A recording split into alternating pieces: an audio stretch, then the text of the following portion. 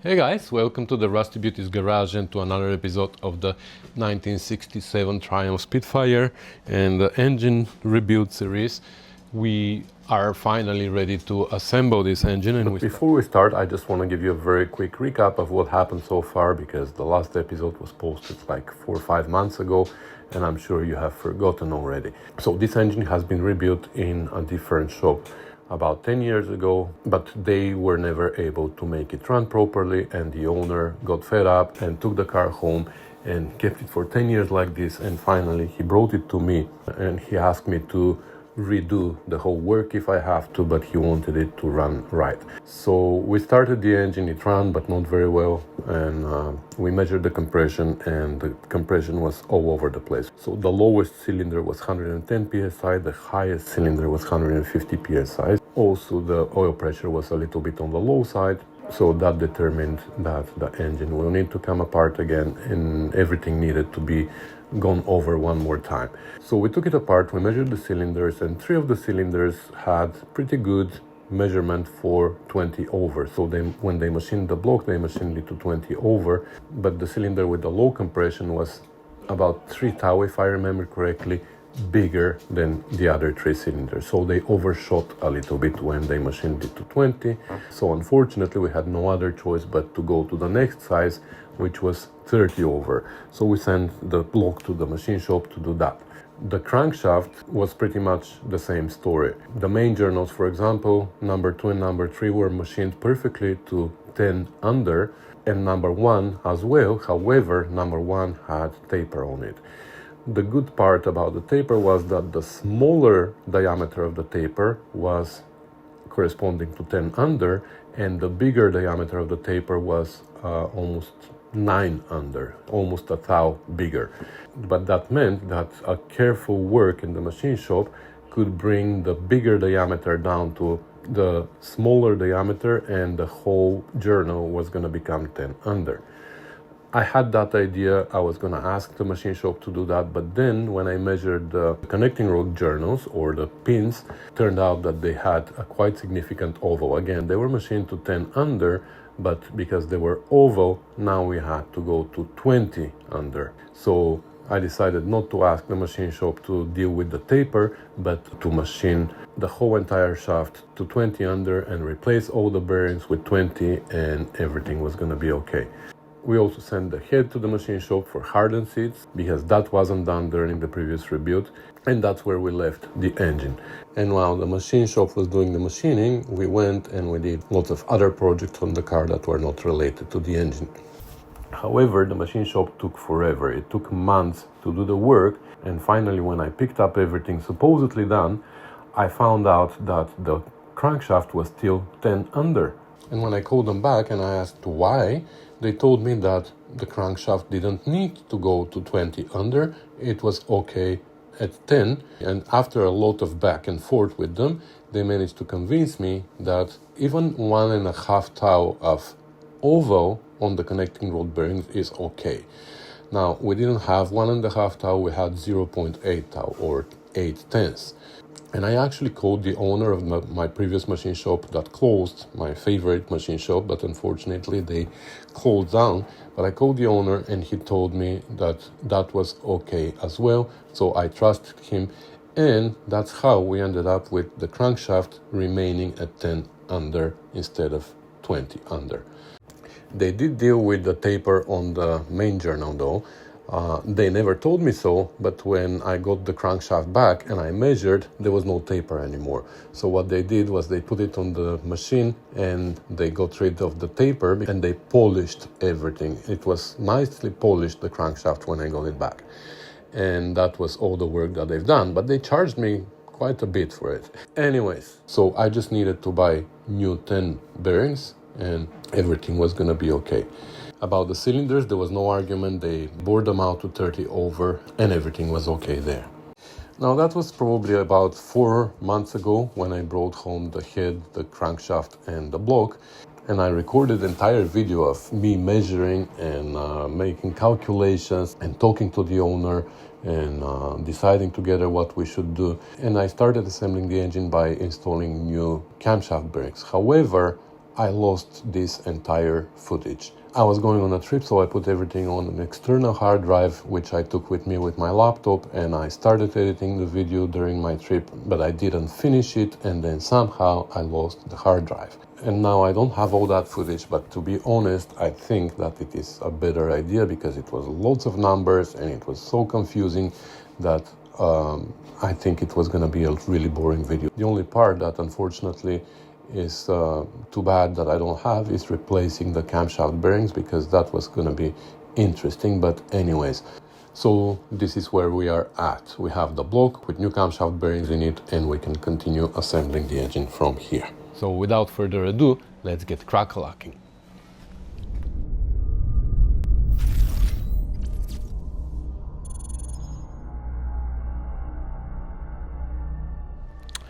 Okay, so in the previous episode we removed the old and installed new cam bearings, and we also cleaned up the gallery plug on this side, make sure that there's no debris inside and it's clean, and we plugged it back in with copper washers and everything. So I'm suggesting the next step to be to check the new rings and pistons and everything, and then assemble them. And then if we have good gaps, we can put the pistons on the connecting rods, and we're gonna put them in a box or something to be ready for assembling. We're gonna do that when we have the bearings. Okay, so this is our new piston and rings set. These are 30 over, and that's what the machine shop did, and I measured it to make sure, because I was afraid that they did something stupid like what they did with the crankshaft, but turns out they did a very good job with the cylinders. So we have 30 over rings, and let's take the number 2 ring first and put it in. So these are Grand piston rings. Doesn't tell me anything, but this is number 2, and it has a mark for the top. It has a little chamfer, and that's the top side. Sometimes it's just a rectangle profile. I don't know why they have them all different ways, but let's put them on. Yeah, I can already tell that the gap is perfect. My eye is a micrometer. So this gap should be anywhere between 9 and 14 thou, I think. Sometimes I go to a little bit more, 16, 17. It's not too big, but it can be too small, because when things expand here, the two ends of the ring might touch and create tension and break and scratch the cylinder and all that. So 9 is the minimum, 9 thou that is, right? 0.009. Let's zoom you in a little. Oh, good. It fits. I was afraid it wouldn't fit. It fits perfectly. It might be even 10. It's a little bit tighter here. No, this is perfectly smooth actually. This is 9, but these might be 10. So this cylinder now might be a little bit smaller than the other ones, but it is perfect. 10. Yeah. See, 10 doesn't fit here, but it fits here.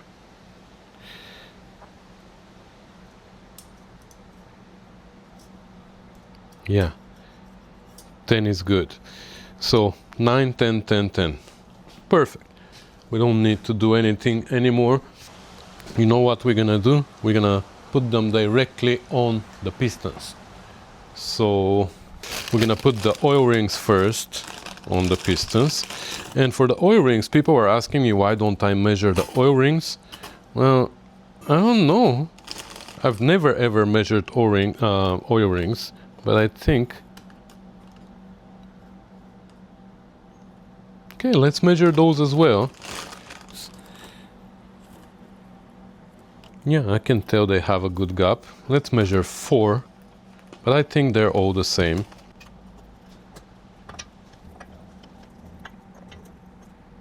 They're all the same gap, but it's a little bit bigger. I'll go all the way to 15. Yep. Or 16. No, 16 is tight.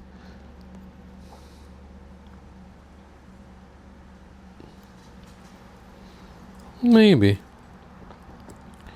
These three are 16, this is 15. You know what, let's just push them down and use the cylinders as a storage. Yeah, I can tell it's the same thing. My micrometer is telling me. Yeah. Okay.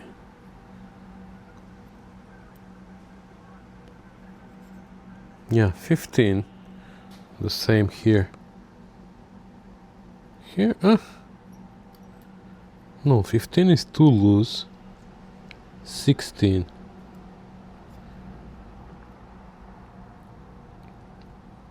This one is 15 as well. Even smaller? You know what? I'm gonna switch this one with this one then. Which one was 16? This one.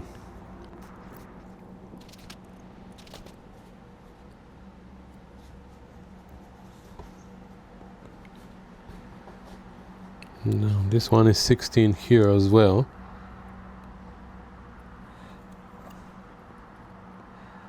And this one is 15 and even tighter than 15 here as well. So the cylinders are pretty consistent. So, okay, that's how we're gonna leave them. They are 15 to 16 thou, the rails. So let's install them on pistons.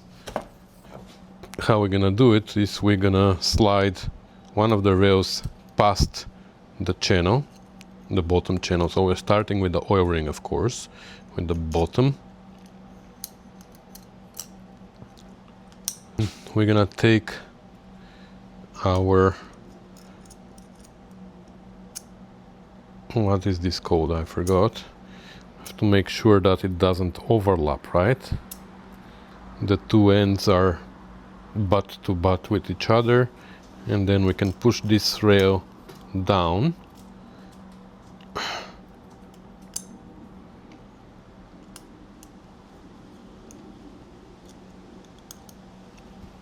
Okay, that keeps it down. And now the other rail.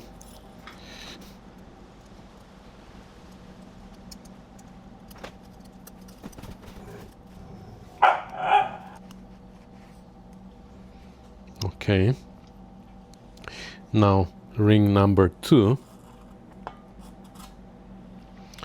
Again, watching for the top.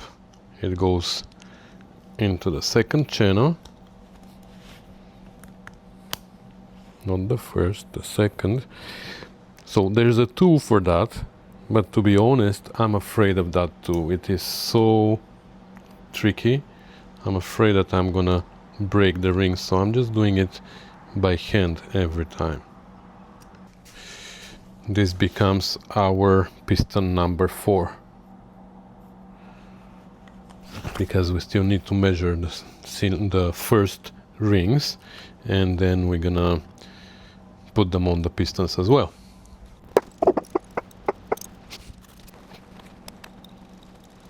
Okay, and now we can do the same with piston ring number 1, which looks exactly the same as number 2. This is the top, and it has a chamfer here. So lately, that's what I discovered, that all the piston rings sets that I use, so piston ring 1 is the same as ring 2, like at least visually. I don't know if it has like some microns or thousandths difference or whatever, but that's what it looks like to me. I'm gonna go to 10,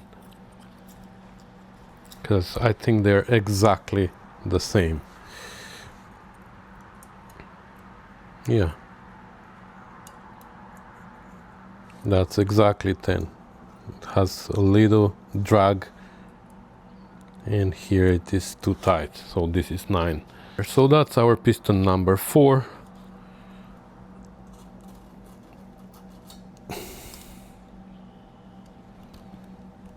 That's the top, making sure that we don't mess this up.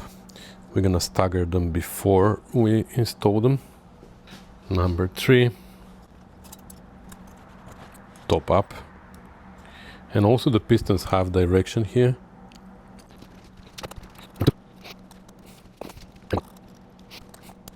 Okay, good. Let's put them on the connecting rods. Okay, so I arranged the pistons by number 1, 2, 3 and 4 and the connecting rods as well.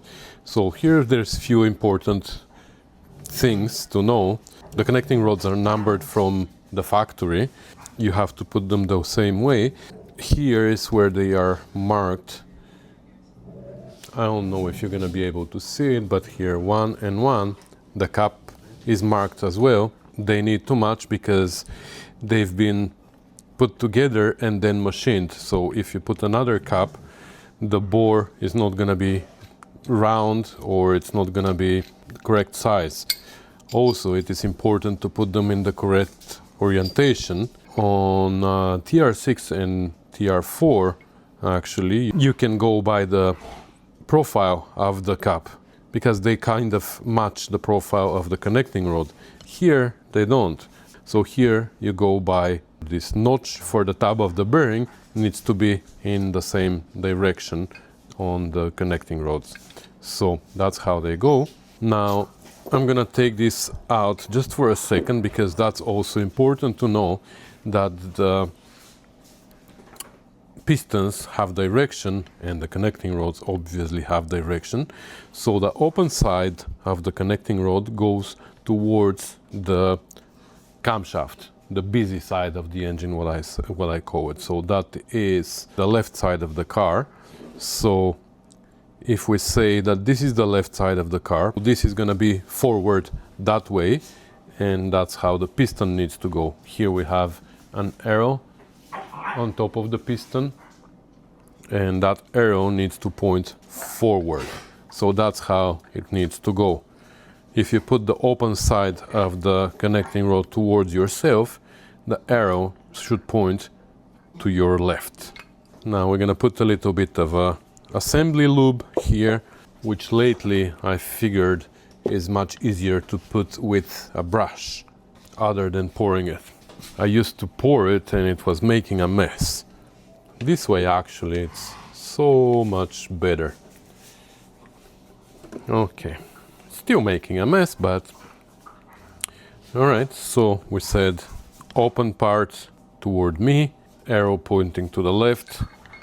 That's how it goes. I'm gonna put the cap back so I don't lose the parts and keep them in order, and they're out of my way.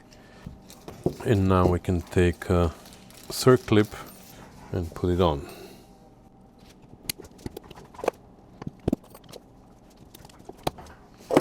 And of course make sure that it is inside its groove everywhere, which it is.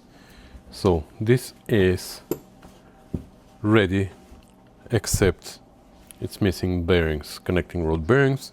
So I'm gonna put it back into its bag and in the box. So let's do the rest.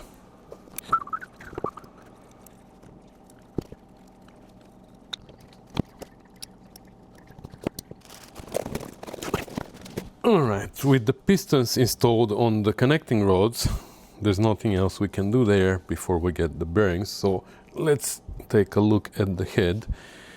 So the head has been resurfaced for flatness, and then the machine shop installed hardened seats on the exhaust valves and lapped the valves with the seats.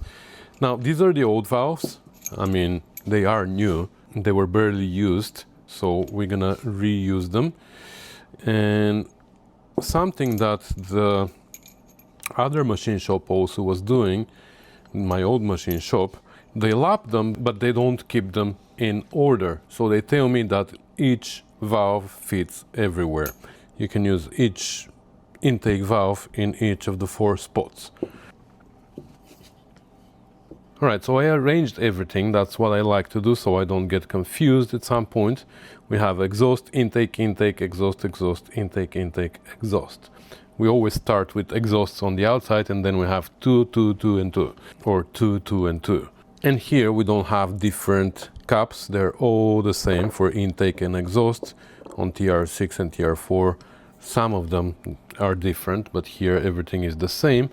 Right on top of these bottom collars we can put our springs, and I'll put them all so we don't have too many things to worry about. Oops.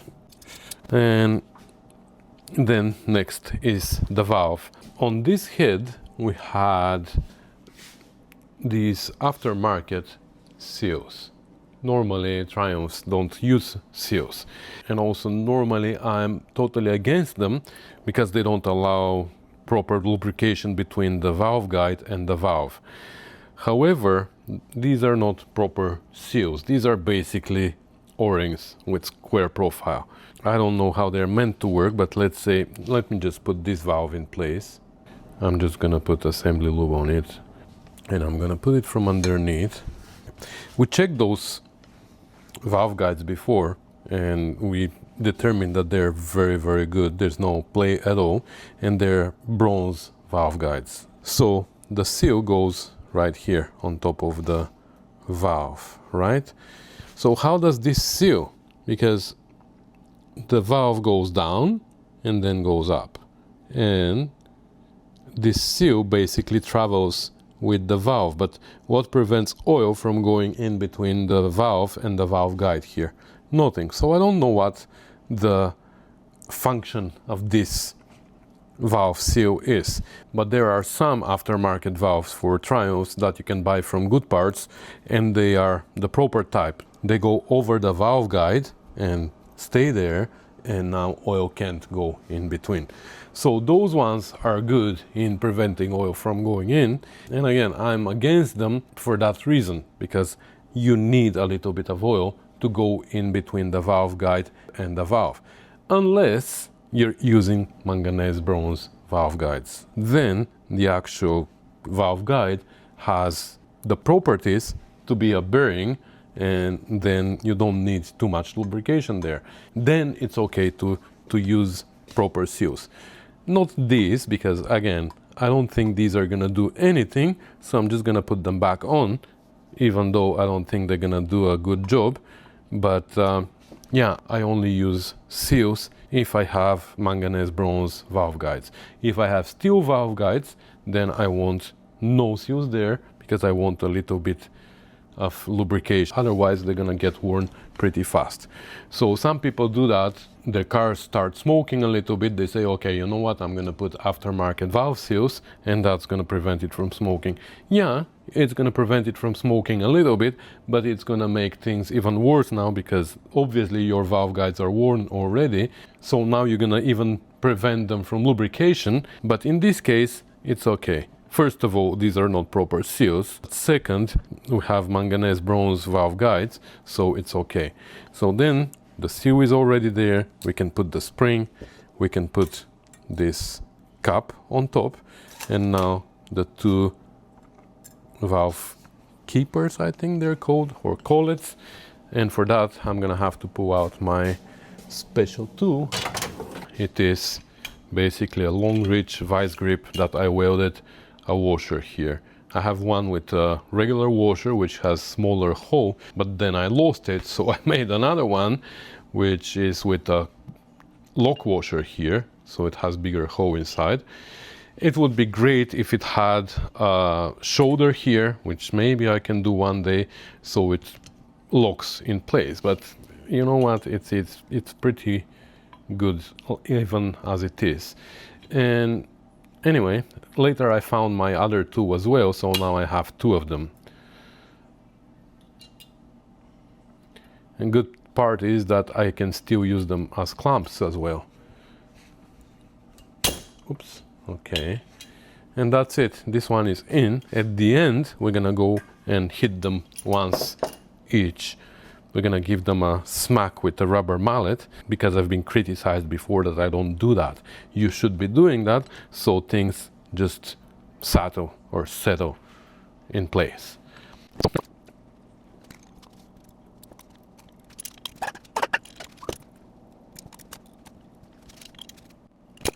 And now, as promised, let's play marimba. and then one more for good measure.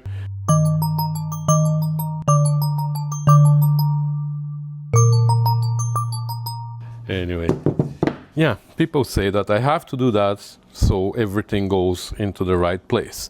It's done. Now let's assemble the rocker shaft. Not on the head, we need to assemble it because it's taken apart, because we're replacing it. So, okay, here are all the parts that we took from the old shaft. And before we start assembling, of course, let's take a look at the rockers, because if I remember correctly, I work on so many different projects that I forget sometimes which project was which. But if I remember correctly, these rockers, some of them required a little bit of polishing here, because from the valve stems they get worn a little bit sometimes, and they develop some nail catchers. So this one is not, but we're gonna polish them all and we will see. But I remember that some of them had pretty big nail catchers. This one like has very little, but you can hear it.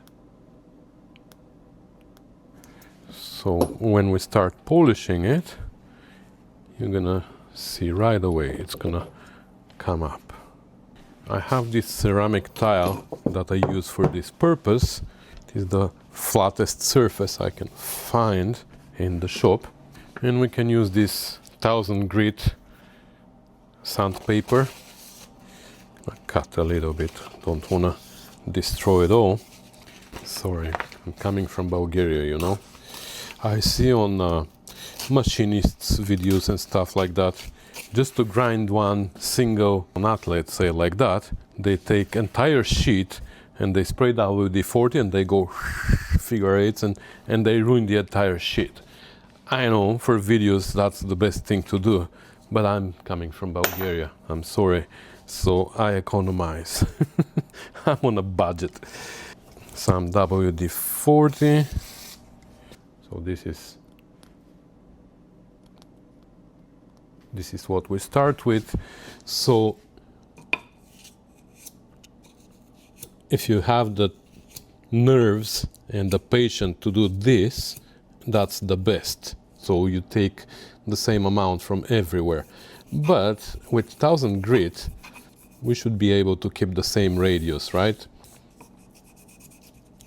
We can do this. Like there are special attachments for bench grinders that you can use, but that's for heavily damaged rockers that are not available anymore. I've seen people with some kind of BMW, whatever, that they can't find new rockers. Here, if they're too damaged, you can just buy new ones. They are available. These ones just need a little bit of polishing.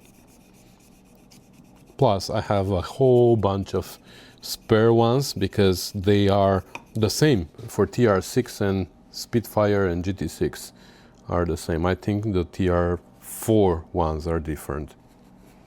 There you go. The nail catcher is gone already, but there's still these spots in the middle that I want to get rid of. So,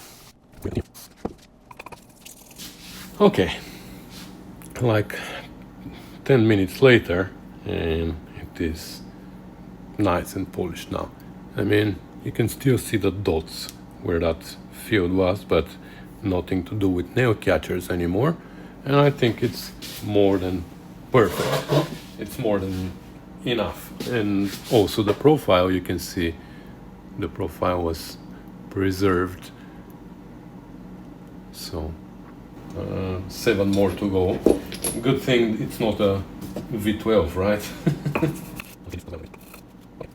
Well, this one was the worst. The other ones are much better, so I'm assuming it's not gonna take that long. So I'm gonna do them on my own and I'll bring you back. And this one is almost ready. Alright, so all of them are polished now. They still have little dots here and there, but nothing that is like big damage on it, so little dots are fine. So here's our new rocker shaft. It's plugged on both sides because it was drilled through to create an oil passage inside, which gets filled through this hole. No, this is our screw hole. So this hole through this pedestal. So when we put it on the pedestal and we line up our screw hole, this is where this little screw goes. This lines up this other hole at the bottom with this hole right here, which is the same hole as here, right? That's the oil passage. Oil comes through the head. Once the oil is inside the shaft, then it goes through these little holes out, and these little holes end up right under each and every rocker and creates a little pool here inside this notch, and as the rocker goes left and right, just spreads it around, and the excess comes out through this hole on top of the rocker. So let's arrange our parts before we assemble them, so we don't need to think about it as we're assembling. That's what I like to do. Think about it when you arrange them on the table, and then you just start putting them on without thinking too much. Now we can take the shaft. Of course, like we said, the hole goes towards the pedestal that has the hole for the screw. So let's start with that. So let's just put some lube on the shaft and start with that. So I'm only gonna lubricate the shaft in the beginning here for now, so we can put this first rocker, and then we're gonna lubricate the rest. So this goes here, then we have the rocker, and the spring goes on the outside like this. Okay, and that keeps the rocker pushed that way. Now we can align the hole and put the screw in. I'm just gonna put it finger tight for now. After that we're gonna take it out and we're gonna put thread lock. Okay, so now that this side is locked in place, we can just lubricate the rest of the shaft and just shove everything else.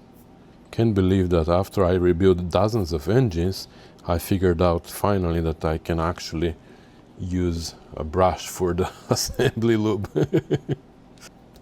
Like, I don't mind getting my hands dirty, but I hate when they're greasy. You know, when there's stuff on them. When they're dirty, they're dirty. Part of the job, but greasy.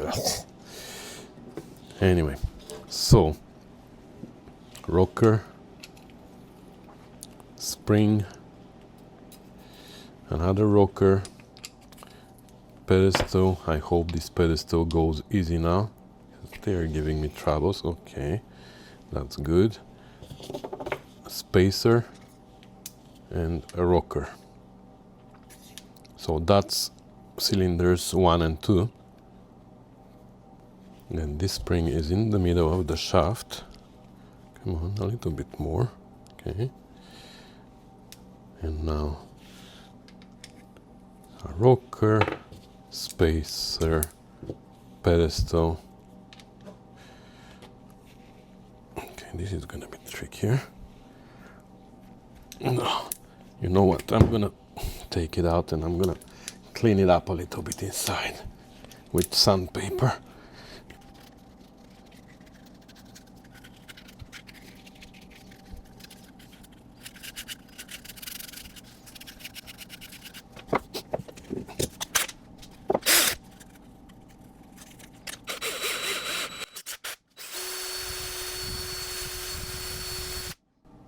Okay, this is like 600 sandpaper or something like that, just to smoothen if there's any burr or something, because we want it to slide smooth on the shaft.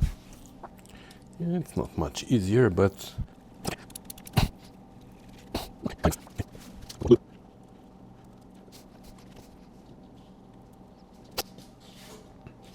Okay, and now we can continue with the next rocker, spring, next rocker, and then pedestal, next rocker. Come on.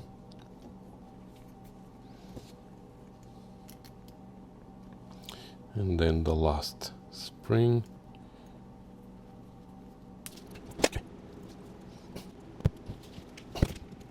Okay, so just to double check, the pedestal with the hole lines up with this hole here, and everything else lines up like that. Perfect.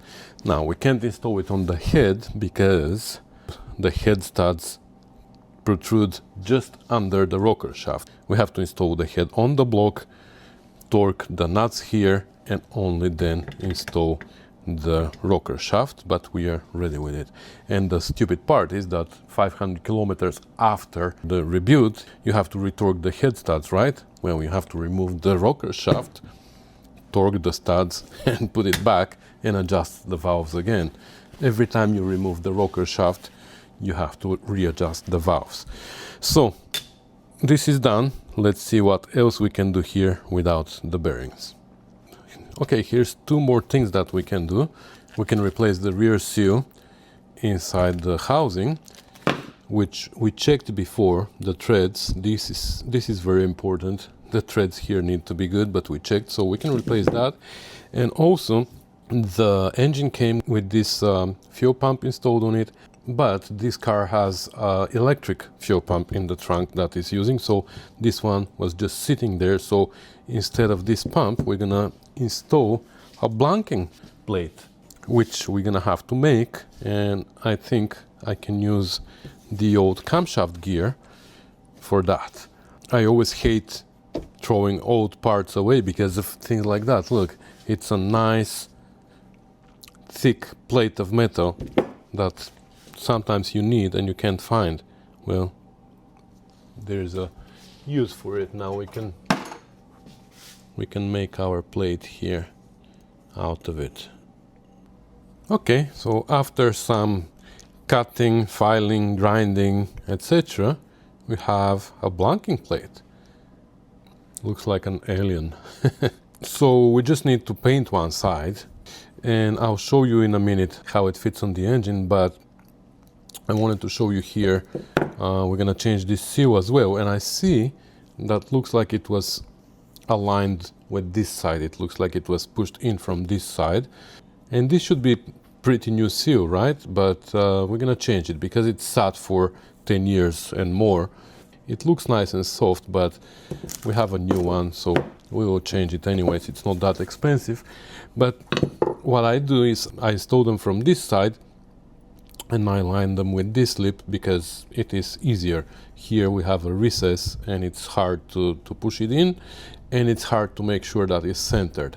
I'm sure that it's not so critical to be perfectly centered, but for me it's a good practice to push it on from this side and line it up with the housing.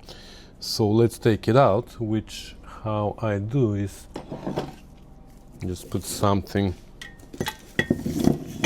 that's not gonna damage the housing like that, and then we go just like maybe something heavier than that. Maybe this. Okay, and now the new one we're gonna just lubricate very little. Just gonna put a little bit here and just spread it around just to make it easier to go in, and then we're gonna go on the press and we're gonna press it in. Oh, look at that.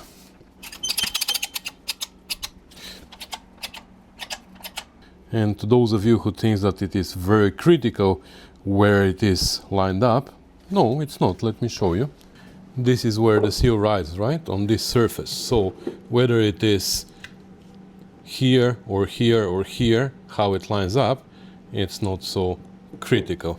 This entire surface here is that's its purpose. And actually you can take advantage of that, because sometimes the surface gets corroded in one end and gets pitted, but if it is better in this end, then you can push the seal a little bit further in.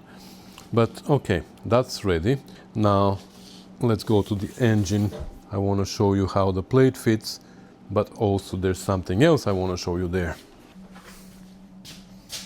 This. Perfect. So we're just gonna paint it before we install it, because it's steel, right? I wish I had a piece of aluminum that I could use for here, but it's still fine. We're gonna paint it and we're gonna install it. Now, the distributor drive gear, let's take a look at that. I know I'm jumping ahead of myself, so when we don't even have a camshaft in the block or pistons or anything, but maybe this is the right order to do it actually, because I just figured that we can take advantage of the fact that the block is still not assembled. What am I talking about? As you may know, this is where the distributor drive gear goes. This is the distributor drive gear, and the camshaft is driving it, and this is where the distributor engages on top, and that turns the distributor, and at the bottom this engages with the oil pump shaft, and that turns the oil pump as well. So this gear does two different things. In TR4 it even does three different things, because it has a gear for the tachometer. Anyway, that's a different story.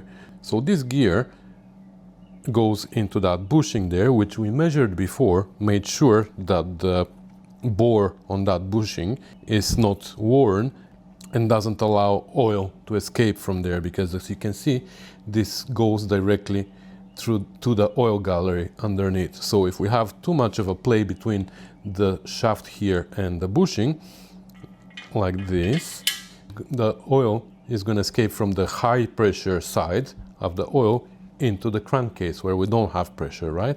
So it just escapes from here into there. So that's why it's important to have the right amount of play there, which we spoke about in earlier videos, so we're not gonna go into numbers. Now, the other thing is the bottom of this gear drives right on top of this bushing, right? There's no bearings, there's no nothing. It's the bushing is the bearing. So that's what stops it from going down. What stops it from going up is the distributor pedestal. This surface of the distributor pedestal is what rides on this surface here. The protrusion of this surface here needs to be calculated really well, so when we put the pedestal on top, we don't trap the gear between the bottom surface and this surface and put preload on it. But also we can't have this too short, because then we're gonna have too much play of the gear, right? This gear needs to have between 3 and 7 thou of end play. There's a special procedure which tells you how to measure this, because once you close it there, how do you measure the end play? Especially when you have the oil pump underneath, it is almost impossible to take any measurements inside there.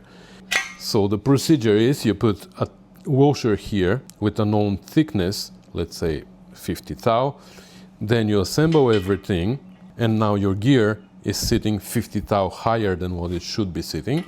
Then you put the pedestal on top, you tighten the nuts just gently here, and because the gear is sitting higher, now you have a gap here between the pedestal and the block.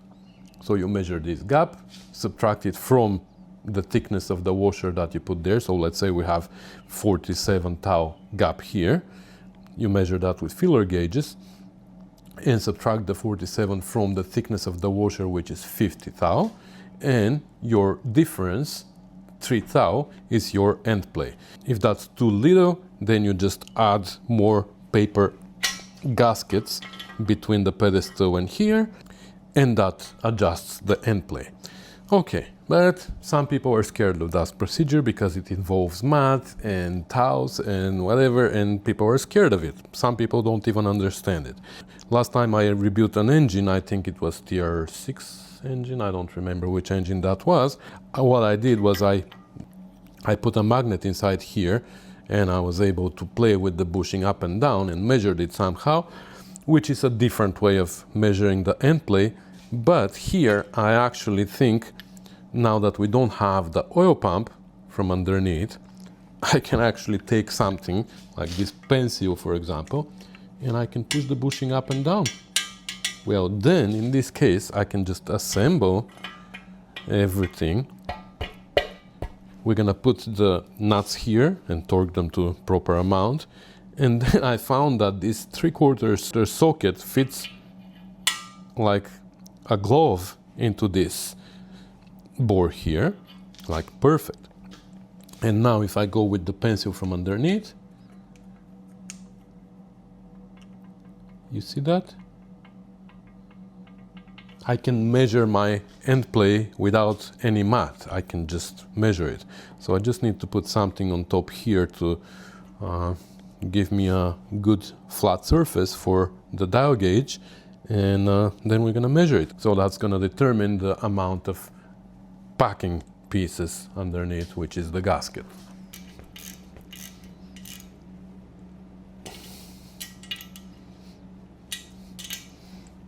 Okay, so the pedestal is all the way in, and we keep in mind that we don't have a gasket there now, right? So this is an idea to make the surface flat. I can install this drive. This is like a ratchet for tight spots where you don't have room for handles, so it's a handless ratchet. But once it's in, we have a flat surface now here. Where's my pencil? Can't that move now?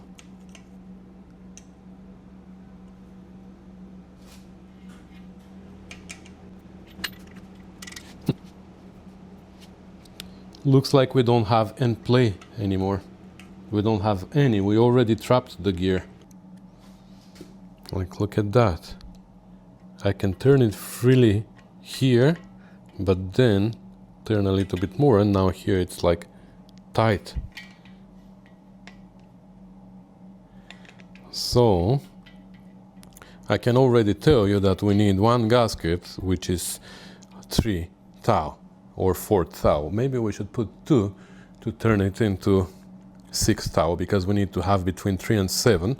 But okay, let's put a gasket then. So here, if you look at your kit, these are all the gaskets that come for the distributor. They give you more than enough so you can adjust the play. They give you quite a bit of gasket, you see. This is a thicker one and these are thinner ones. So let's take it out. So we put just one of the thin gaskets there, and I put the micrometer on top, and now we have 3. So when it's compressed, this gasket gives me 3 thou. 3 is within tolerance. So should we add a second one just in case to make it 6? I don't know, because it's tight now. Yeah, I think that's where we're gonna leave it. We're gonna leave it with one gasket. I know for a fact that the gasket maker doesn't add anything because it gets squeezed out. I tested that once upon a time. I have a video on that actually, testing whether the gasket maker adds thickness or not, because somebody was arguing with me. It doesn't add any thickness, it just fills the cavities and the rest just squeezes out. Anyway, I think this is a much easier way to measure the end play, because you can even experiment with few gaskets without making all these complicated calculations that people are scared of. And I think from now onward, if I remember, that's gonna be my order of operations when rebuilding engines. I'm gonna measure the end play before I even install the camshaft and anything. So you see, even though I rebuilt dozens of Triumph engines, I keep learning, and I keep Why is this camera doing that? I'm sorry, my gimbal keeps changing its mind on its own and just pointing the camera into the sky at some point for no reason. Anyway, I was saying that even though I rebuilt lots of Triumph engines by now, probably 20, I don't know how many, and I keep learning new and new things and new tricks. So that's gonna be my go-to method from now onward if possible. Without the oil pump there, it's so much easier to measure the end plate. So anyways, that's gonna be everything for today. We're kind of stuck here. We don't have many things to do here without the bearings, and they shipped them today and they should be here in the beginning of next week. Today is Thursday, so I'm hoping to have them on Monday, but I think we have more than enough for this video. So in the next one, hopefully we're gonna have the bearings already and we're gonna start assembling everything in order. So thank you guys so much for watching, commenting, subscribing, sharing and supporting my channel. I hope you find my videos interesting. If you do, please like, subscribe, share and all that good stuff that helps me with the YouTube revenue. But also you can support me directly. Many of you do already by becoming Patreons or by sending little donations every once in a while. I have a button on the main page of my YouTube channel called Buy Me a Beer.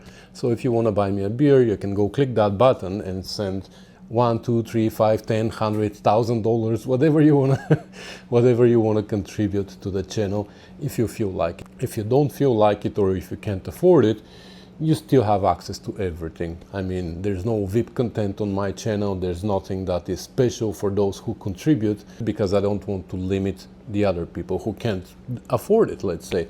I don't want to leave these people out. So that's why I make the donations by choice. Only the people who feel like it and they want to say thank you in some way, there's a way. Links in the description for all that. So enough rambling. Once again, guys, thank you so much for everything and I'll see you in the next video. Bye.